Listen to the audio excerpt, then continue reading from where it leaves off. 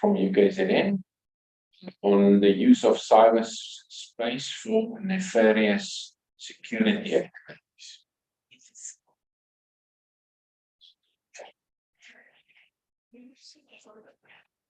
So,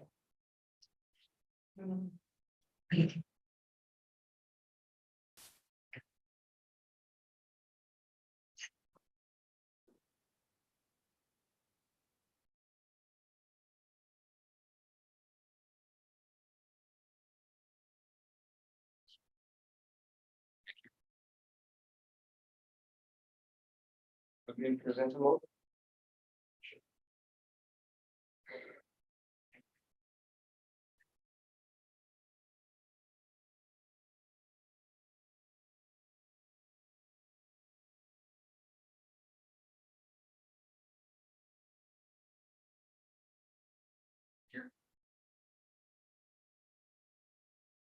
Good morning,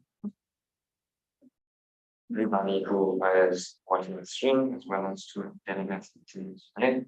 I'd like to take a moment to welcome our viewers and delegates to the conference. So to have you join me for my presentation, we will explore topics about our theme, security, transdisciplinary perspective. If you're watching the stream, I hope you find the experience engaging, informative, and rewarding. My name is Wajid Ndale. I supervise President Football in the University of KwaZulu-Natal.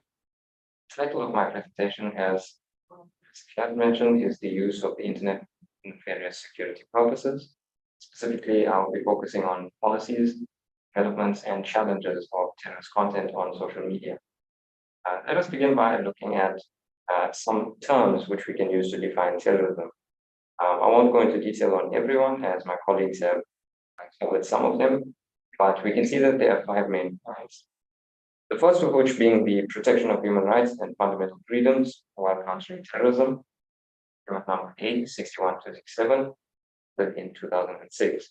Furthermore, we can also look at the United Nations Global Counterterrorism Strategy, the UNGCTS for short, bearing here 60-28, also adopted in 2006.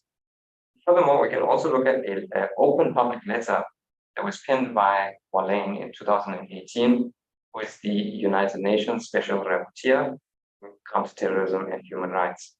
The letter was addressed to Mr. Mark Zuckerberg with the intention of defining terrorism.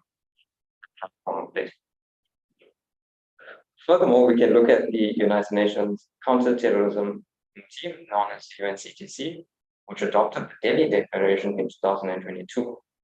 This document was titled Countering the Use of New and Emerging Technologies for Terrorist Purposes.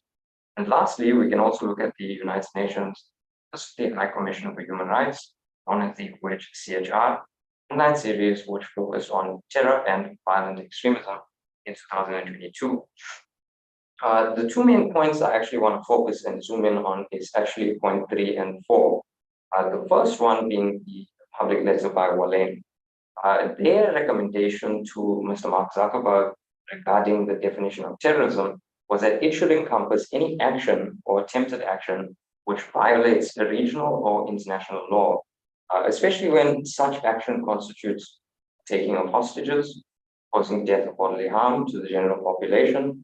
And furthermore, they also specify that when the action is attempted or executed with the intention to provoke terror, tell a government organization to refrain from a particular action. In 2022, the UN Security Council Counterterrorism Committee unanimously adopted the Delhi Declaration, which is titled The Use of New and Emerging Technologies for Terrorist Purposes. Some of the topics that resolution focused on was actually the illicit use of drones, social media, and currency in terrorist activities.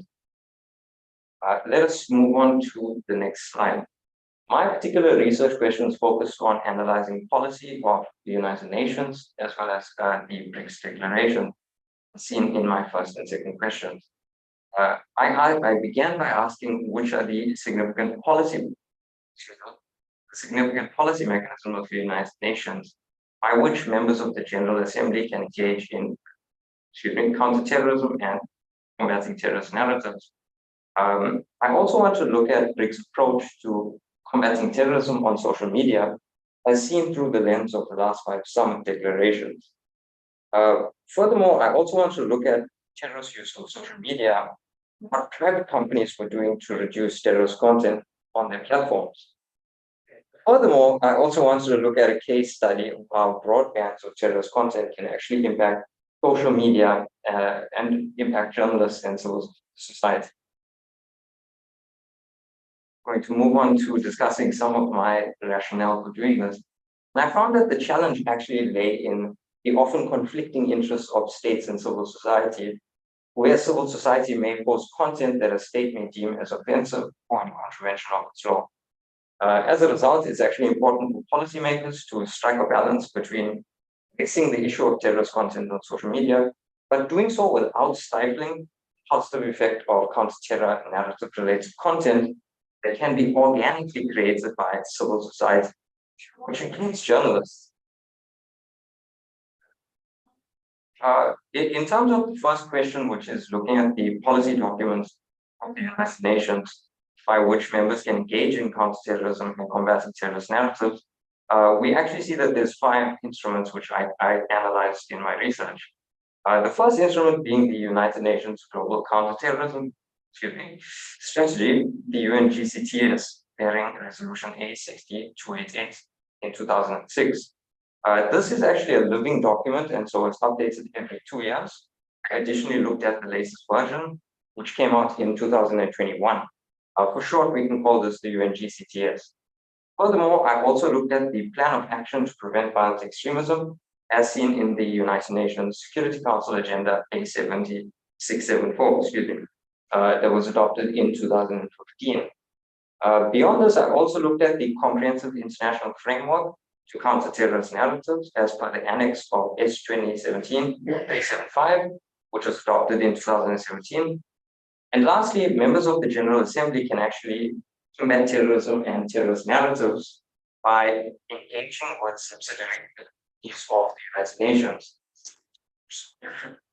This also involves engaging with working groups, the Counterterrorism Executive Directorate, CTED, and organizations such as that, all aim to work together to combat terrorism and terrorist narratives.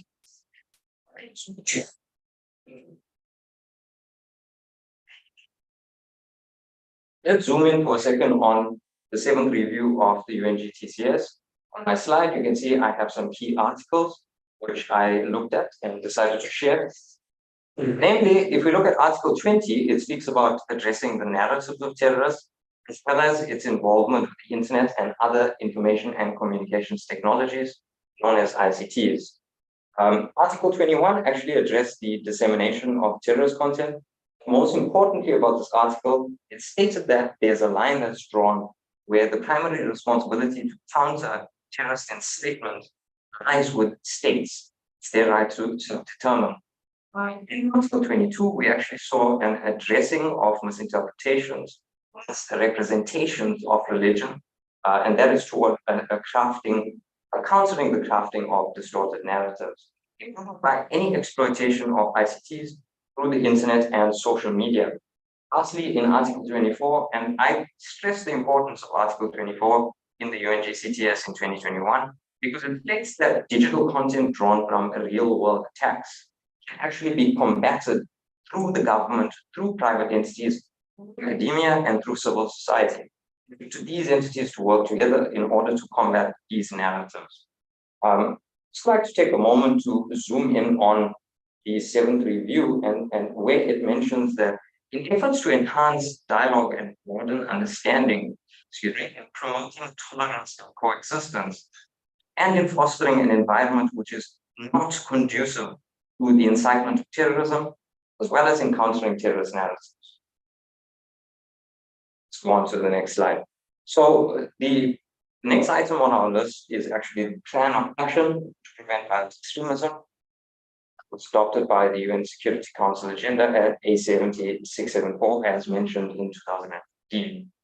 What's important about this document is that it actually states that there are underlying drivers and conditions that urge to create the structural context in which violent extremism can thrive in society.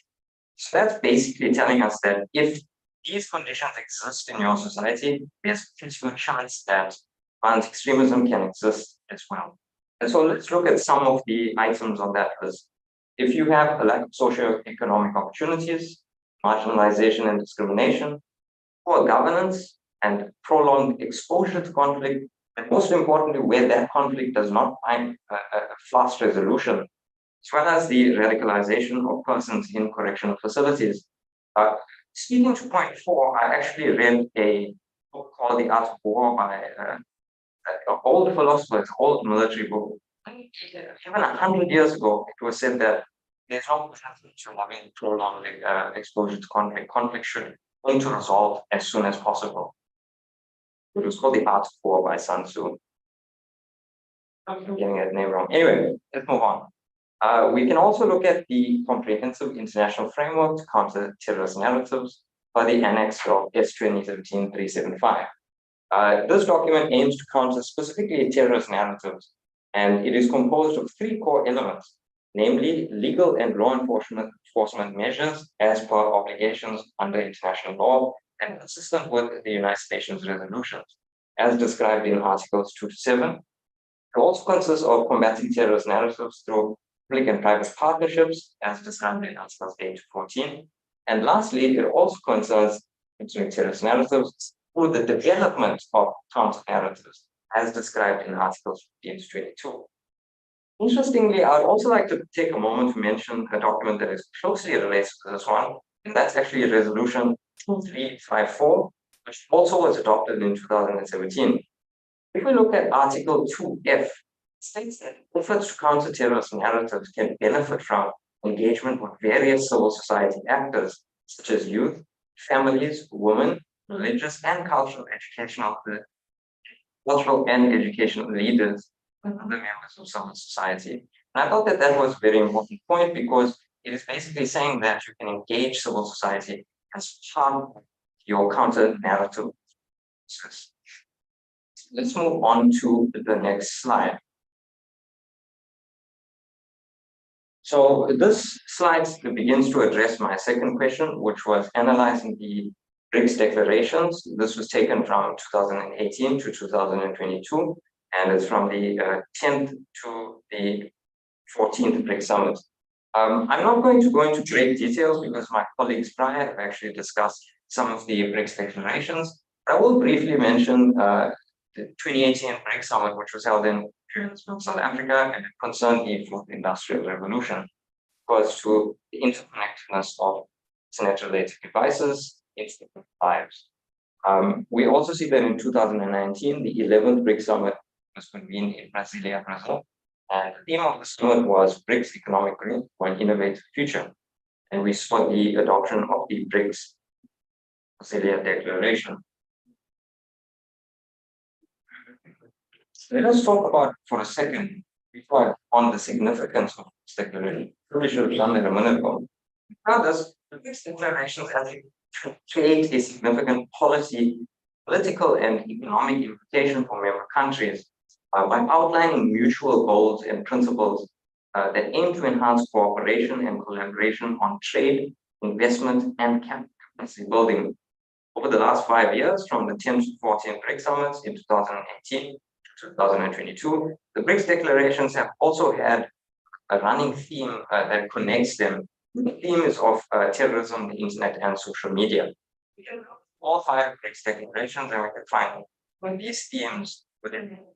So as I mentioned for the first and second items on my list, I'll take a moment now to describe the 2020 Brics declaration, which was convened in Moscow, Russia, and the theme of which was Brics partnership, global stability, shared security, and innovative growth.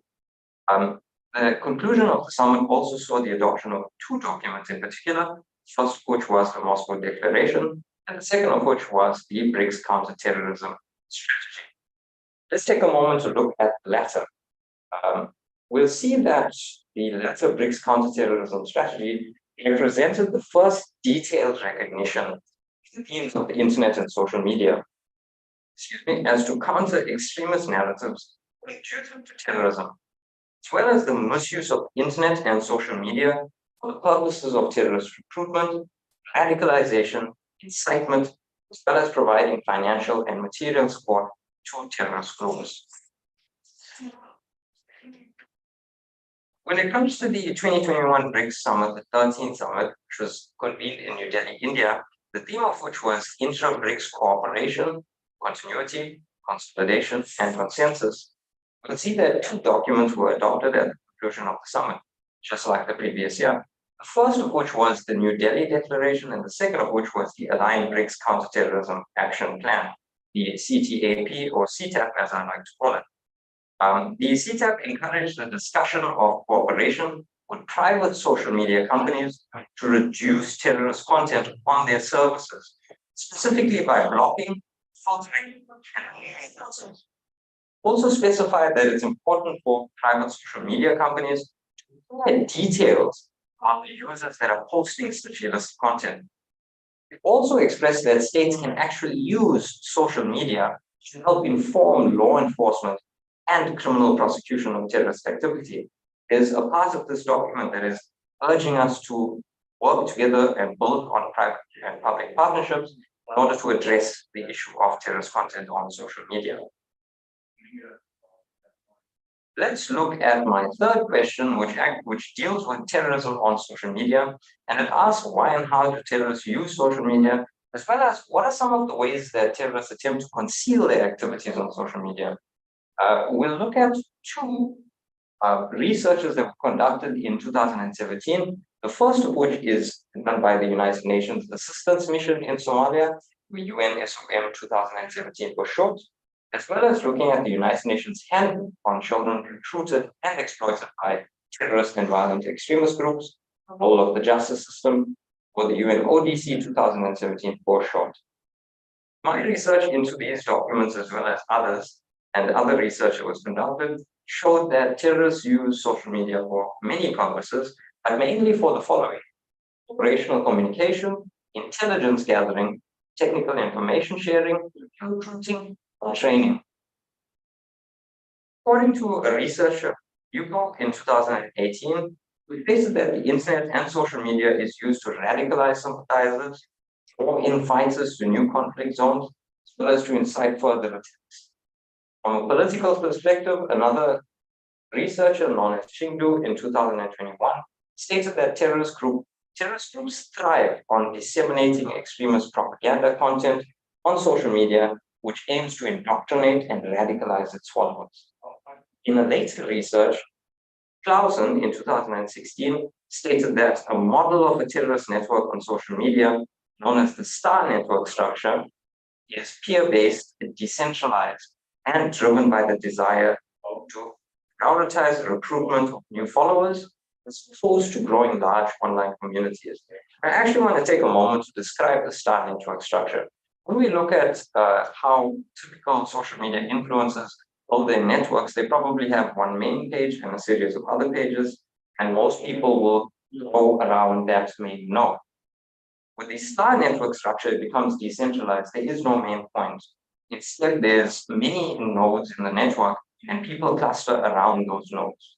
What happens is that if you were to ban a typical influencer, ban his main page, the structure comes down quite quickly. With the star network structure, there are many redundancies, and so taking down any particular node doesn't much change in that regard. I would actually like to talk about another point that Clausen wrote, which states that extremism on social media and in the real world serves to bridge the gap between online and online extremism. In other words, people that do become radicalized tend to use social media in order to maintain communication with their families and partaking in some illicit activities. Furthermore, research in 2017, it was reported that Al-Shabaab, a terrorist group which we will discuss further, relied on social media and the internet and got its message out through Facebook, YouTube, as well as other web domains, local radio in Somalia. Apart from online recruitment through the internet and social media, as mentioned, the UNSOM 2017 research report also raised that there are 5 main modes which Al-Shabaab uses in order to recruit new members to their group. This included direct recruitment, forced recruitment, third-party recruiting, media publicity, and religious persuasion. Let's go on to the next slide.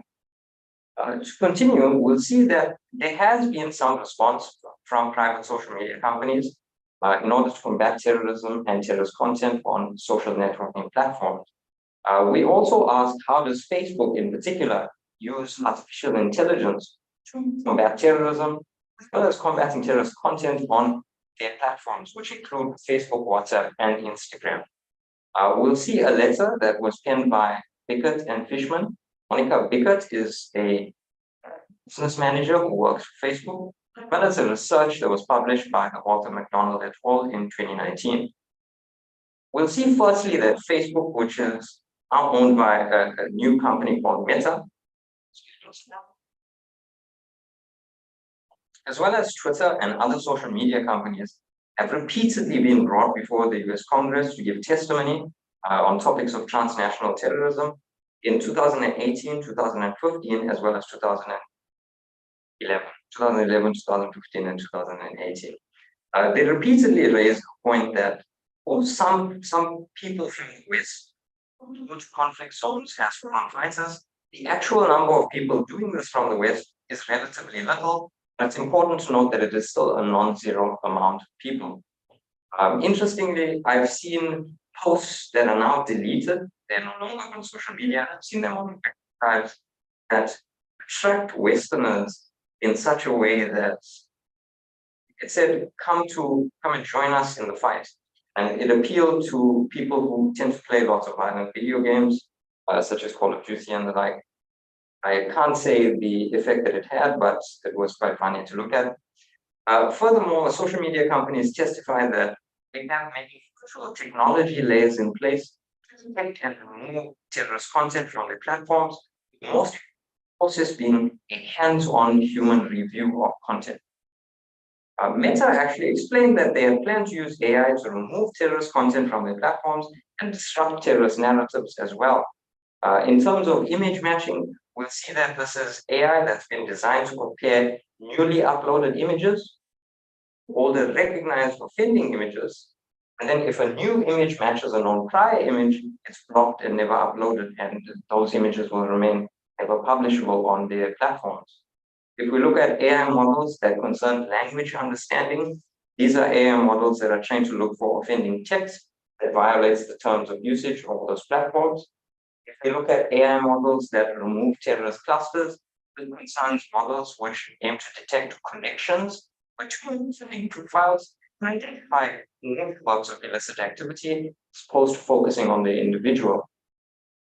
Additionally, these companies also use AI to reduce recidivism, and this refers to efforts to prevent offending users from repeatedly creating new accounts with the aim of being punching access bans. You ban one account, you come back with another account.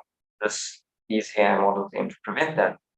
Lastly, we can look at cross-platform collaboration, which tends to is described as counter-terrorism retooling applied across products and services owned by Meta, such as WhatsApp, Instagram, and Facebook, to detect terrorist content. This year, Meta also reported that it took action on over 16 million items of dangerous organizations' content between January and March 2022, and 16.7 million items of dangerous content from July to September of 2022. Speaking on that, 16 million in terms of content is actually not a lot, considering the time period being from January to March and then from July to September, very short time period. Let's move on to the next slide, which speaks about some of the methods used by other private companies, as well as some of the open source methodologies that are out there, and these can be utilized by any person, entity, or company, as well as even by states, to help in their fight against terrorism and combating terrorist narratives. Additionally, these companies have demonstrated a willingness to collaborate on these issues by developing new technologies which are aimed at reducing the presence of illicit content on their platforms. For example, Facebook, Twitter, and YouTube, as well as Microsoft, announced the creation of an industry-wide database of digital fingerprints known as file hashes. These are codes which identify particular files. We can probably refer to them as object identifiers of content that was produced in support of or by terrorist organizations in 2016. The hashing method is quite simple. We've had some discussion with colleagues and we've discussed some of the weaknesses. For example, a particular image will have what happens if we change one pixel in the image has a different hash. But of course, every system will have its weaknesses. This is an open source system, as I mentioned. In January of 2022, Meta also stated that it became the chair of a cross-industry counterterrorism organization called the Global Internet Forum to Counter Terrorism, the GIFCT, an organization that it co-founded. Meta's president of global affairs stated that they would make their technology publicly available as an open source content moderation tool, which, as I mentioned, any entity, state, individual, or smaller platform can utilize free of charge. This project was called the Hasher Matcher Actioner. And furthermore, what I think is actually really special about this is that you can use this database in conjunction to other criminal databases, such as those by Interpol. It's called Interpol's 19 database. And this concerns information on criminals in terms of biometrics, fingerprints, arms, and so forth. So when it comes to the criminalization of terrorists, you can combine these technologies together to aid in that criminalization. And I think that's really important to enhance what's already out there as improvement work such as Interpol's 19. Another open source project that I actually want to take a minute to talk about is the redirect method, which was created by a private startup company, Moonshot, in 2016. Redirect project is basically an attempt to, when a person searches for particular keywords on a search engine, any search engine, the person is instead redirected through Google Ads content, which will instead spread positive messages as opposed to connecting them to terrorist narratives or terrorist content. I actually saw this happening because while researching for this project, my YouTube is now full of positive messages, and I've actually enjoyed listening to some of them and reading about some of them. It also, as I mentioned, places ads in the search results and social media feeds of people who are searching for illicit keywords. The objective is to try and get to people before they actually become radicalized, before they connect with content which may lead to their radicalization. This method was actually, I'll stop saying that. In 2018, the RAND Corporation published a report in which they assessed the outcomes of the redirect method as a campaign to counter violent extremism. Most engaging videos were organized and showcased in specifically designed curated playlists on YouTube, as I mentioned. Over the course of 8 weeks, these campaigns reached a combined estimate 320,000 unique individuals by exposing them to over 500,000 minutes of watched content. I did a few calculations there, and it came to over 8,300 hours of redirect watch time.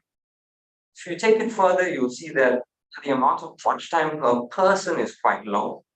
The overall combined watch time is simply staggering, especially given that this research was done over a 2-month period, and one can only wonder about its efficacy over a much larger space of time.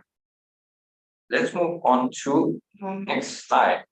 So this pertains to my fourth question, which dealt with 10 broad bands of terrorist content on social media. How can this affect civil society as well as journalism or journalists? Also, understand that from time to time, governments and states need to take action on certain types of content during certain periods. For example, in the UK, during one of the elections or election periods, there had been some individuals who were filming mock beheading.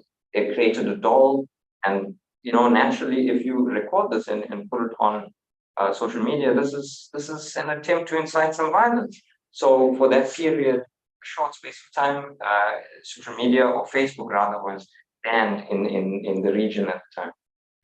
In particular, I'm going to be focusing on events that occurred in Somalia, where there are current issues with terrorist and extremist groups, as I mentioned earlier. We'll see that on the 8th of October, there was a pivotal moment where the Ministry of Information, Culture and Tourism of Somalia had broadly banned terrorist content on social media, and the statements were released via Facebook and Twitter. On the 12th of October 2022, just 4 days later, a journalist was arrested. The ministry had released a statement, and they said, and I quote, "It was due to security-related charges, not for or related to his work as a journalist." There was some social backlash to these events. It's obviously not the first journalist that has been implicated in these events, but it was a significant one. And such that a month later, the NGO Human Rights Watch had written an open letter that was co-signed by institutions such as Amnesty International, Article 19, and the Committee to Protect Journalists, and so forth, for the immediate release of the journalist.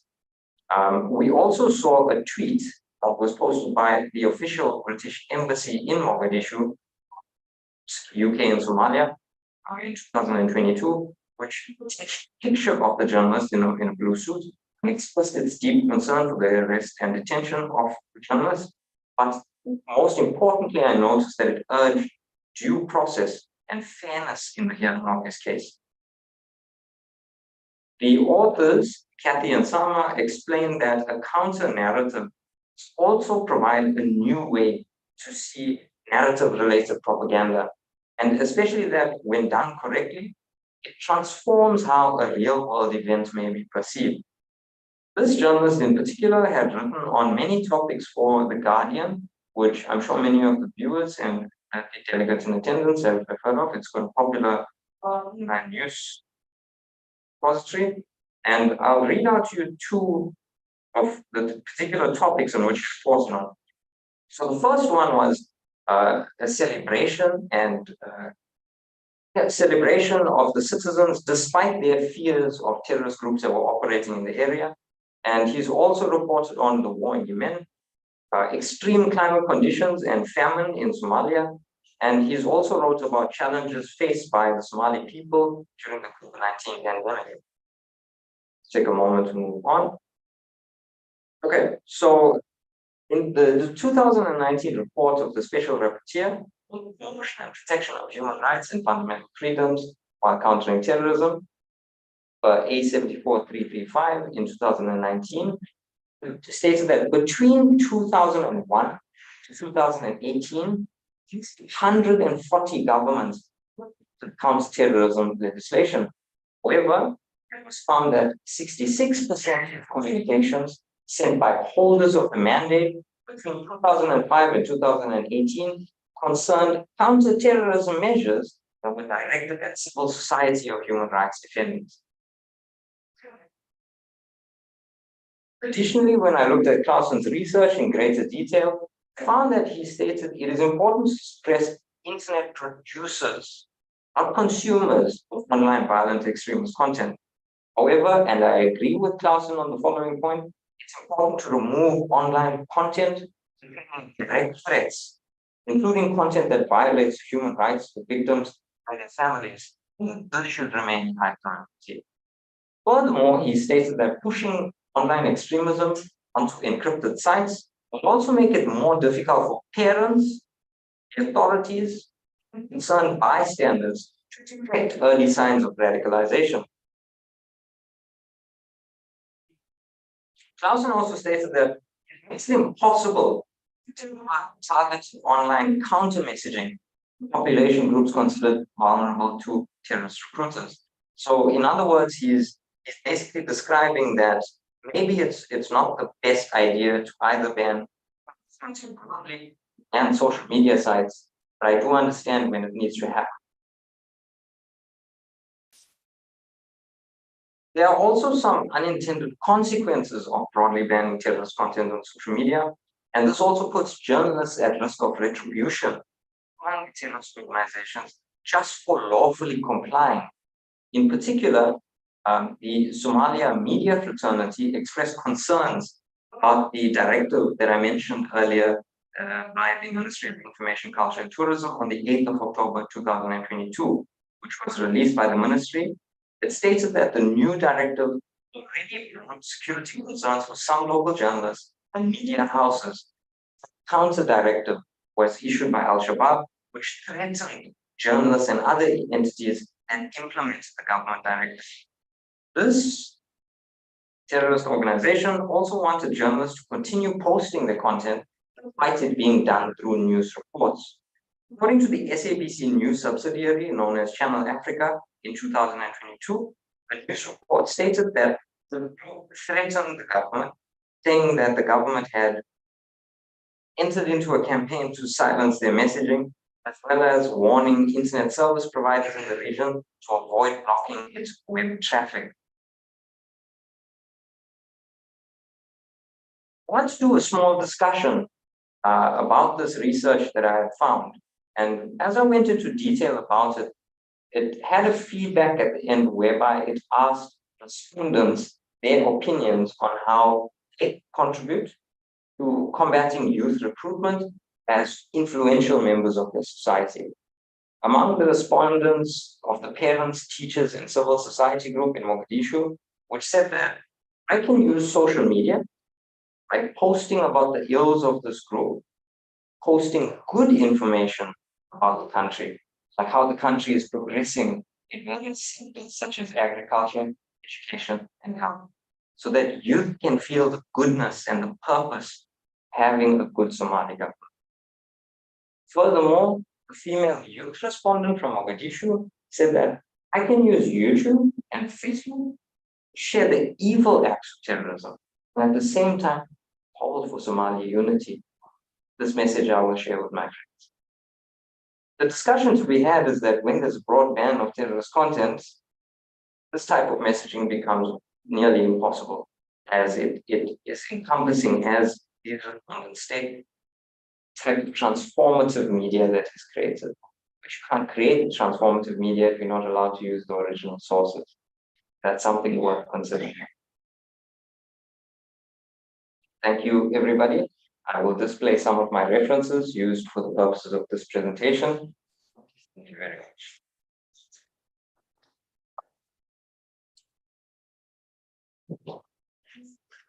Thank you very much. Interesting. Any questions from the floor? Thank you for your presentation. So regarding the use of social media and moderating terrorist activities, what is your view of organizations that still allow terrorists to own accounts or even carry out communication, because they do have AI and human moderators with their platforms? Then secondly, the redirect platform, which is open source. When you use that type of technology, you're giving curated information, level of censorship. Do you think in the wrong hands can also be redirected to something negative? Correct. Thank you for your questions. So, firstly, if you're talking about organizations that still allow terrorists to own content or to allow accounts, it becomes very difficult to detect who's making an account. You see what I'm saying? So anybody can make an account unless your state has a ban on a particular platform or social media engine. And I don't think it's very important to point fingers at particular states. It doesn't prove anything. I'll quote you an example, though, like I mentioned, the UK during election time, statement, it was temporarily banned. But it becomes very difficult to detect who exactly is creating an account. It's the method whereby they use AI to prevent creation of multiple accounts. You ban an account and you make another one, ban an account, make another one. So of course, I don't think it's a good thing that these individuals are allowed to make an account, but it's also something that's unavoidable. I actually think perhaps it's a better idea that if this is a problem, that a state should outright ban social media. Okay. Until the situation stabilizes. Can I follow up on that? Sure. But what about telecommunication companies or IT companies? For example, Apple versus FBI. Apple had clients who was using their device and was using it to send messages of terrorist acts, and the FBI asked for access to his information, and they said no, they have privacy contracts with every client. And what is your view about that? Because indirectly, they know what this person is doing, still refuse to cooperate with the government. So you're basically saying that we protected video. Yes. Obviously, I feel like that's not necessarily a good thing. I can't speak for the company and their practices and policies. If they should have a policy that says, hey, you know what, we're going to encrypt your data, prevent the sharing of your data with entities such as the police. As an individual, I can't get in the middle of that. It's a legal contract between the company and authorities. In the best case scenario, I wish and hope that most situations won't happen, but I understand why it's done. It's because once such as happen are able to make that exchange, it opens up the floodgates and creates a privacy issue for people on the platform. So I'm not saying I support or don't support Apple. An entity that exists, they have technology and they share it with customers. But of course, they have some privacy issues, or I would say privacy protections for their customers. It becomes very difficult in that regard. You can actually add to it and say, you know, when you look at encrypted communication platforms like WhatsApp, and I believe it's WeChat, and there's so many other encrypted messengers out there, they don't keep logs on their user data. A lot of the time, entities such as the FBI or Interpol or whatever the case may be will request for hey, can we have this chat X, Y, or Z individuals or X, Y, and Z entity that's misbehaving? And the response is that look, we don't have it. We can't give it to you because we didn't keep it there. And the messaging was encrypted end to end. So unless you get that device and you have the decryption key for that information, yeah. But can I oppose that? They do have logs, especially WhatsApp has logs. It only depends on if they want to release it. And one last question, sorry. So on Twitter, people do use special codes to hide offensive words that the AI can't detect. Yes. What would be a suggestion of how to reduce or discourage such a thing? So in my paper, I actually speak about this, but that's purposes of presentation. Whether down some things have to be omitted or left out temporarily. But you are absolutely right about using coded language to communicate. To complicate the matter further, not only is coded language used, it's coded languages in languages other than English.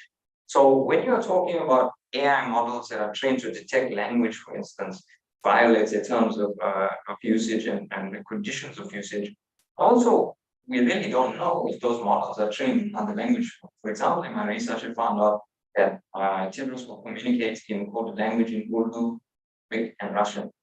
So I can't actually say to what degree these AI models are designed to detect this. Perhaps during the human review process after the fact. Maybe if you have reviewers that come from within those cultures, that experience in those issues, and that can speak those languages, perhaps they will have a better understanding of decoding some of those issues and bringing it to light. May I actually speak on your question about the redirect? So you were saying that the redirect. I said, do you think it can be used in the wrong way? Since it's open source. So basically, it's an open source methodology. What that means is, as I've described you, to go on Google ad services and place ads for certain keywords. Anybody could do that. So of course, it can be. In fact, in my research, exactly what's the level of detail. Of course, yes, it can be used for a level of censorship. Because again, anybody can place Google ads to a certain amount of keywords that they should design. The control factor comes in that I think Google has certain policies how you apply those keywords in ad sets. Thank you. Also, just confirm, are there any questions on the online participants from the online? No.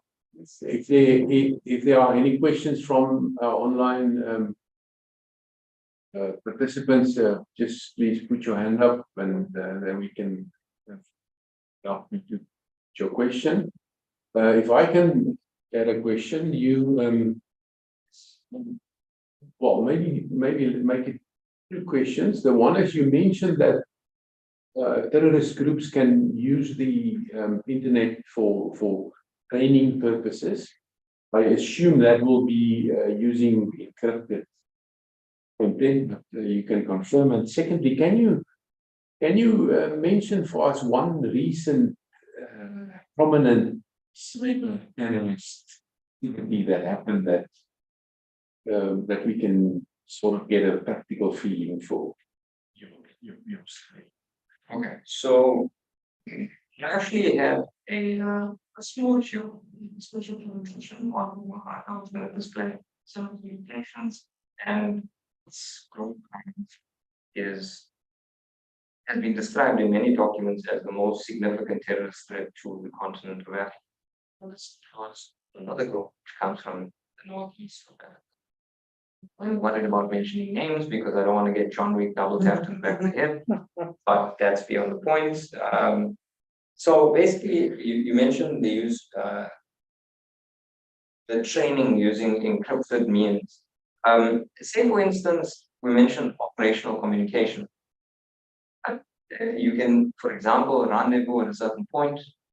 We're going to do X, Y, and Z here, and so on and so forth. So I wouldn't be able to describe in detail because we aren't privy to these exact communications. The research that I've looked at just generally mentions exactly the purpose will be. So, for example, as I mentioned, for operational communication, for conveying certain messages between different groups, be it from the structure and filtering down to other members down the structure. And I'll speak on your second point where you said a reason for An example. For example of a recent or prominent, maybe not recent, cyber terrorist activity that was in the news that we can highlight. Sure. This is a sensitive topic for people all around the world. But for example, I'll actually give you two. So if we look at the conflict that's happening in Ukraine with Russia, it is a tough one because we'll immediately see that there's content that comes from all over the world, and they all have different perspectives. I'm not necessarily saying this is terrorism. I'm instead saying how narratives can be shared from one point to another. Oh, let me actually give you. So there was that one. It was, yeah. So something I said to somebody very close to me was actually look at the news. Look at news from the West, look at news from South Africa, look at news from Ukraine, look at news from Russia. And it's difficult to verify the veracity or truthfulness of these news reports. But something that became clear immediately is the divergence of ideas that exist. So there's different narratives with different perspectives. That's all I'm saying. I'm not saying any of these entities are terrorists, just making a point on divergence of narratives. Everybody has a point to share. Now for the actual example. Like I mentioned during the presentation, I had seen a public post that was made on social media. I believe it was by one of the leaders of the groups in the Middle East. I again don't want to get down here. They basically were attracting foreign fighters from the West. And how they were doing this is because they mentioned come and fight. Like, you've seen an advert to go on a holiday or a cruise, so you can enjoy yourself. And so, in those ways, they appeal to citizens from overseas, from all over the world, to come and find them all. The end goal, which I had seen as part of the UNSOM research, as well as the IGAD sector security program, also in 2015, which aims to radicalize during that time.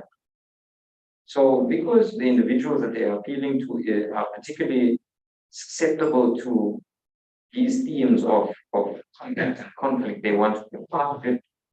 they urged them to come through, and it happened a few times. As you can imagine, there's a huge issue with foreign fighters. Furthermore, I can also talk about in Somalia. The thing I didn't mention due to time is that when you look at Somalia, no, it's not part of Brics. But, and I described to my colleague that the reason why I wish to speak about it is two reasons. First, an anecdote, and then a realistic reason. Firstly, the enemy of my enemy is my friend. But more realistically, we'll see that organizations like ATMOS and AMISOM, who were handling security in the region for the previous 14 years, this is happening just up our coast. So the problem that's quite close to home, for me personally, when I learned about this, it's something that troubled me. And we must look at security in the region. Of course, off the coast of Somalia, as well as neighboring regions, security situation is improving. Government is doing one to ensure security, but they had been problems where terrorists were attacking souls on the water, as Professor Space spoke on maritime security, but that's less cyber, more maritime issue. Thank you. Any other questions? Okay, thank you. Then we close the meeting.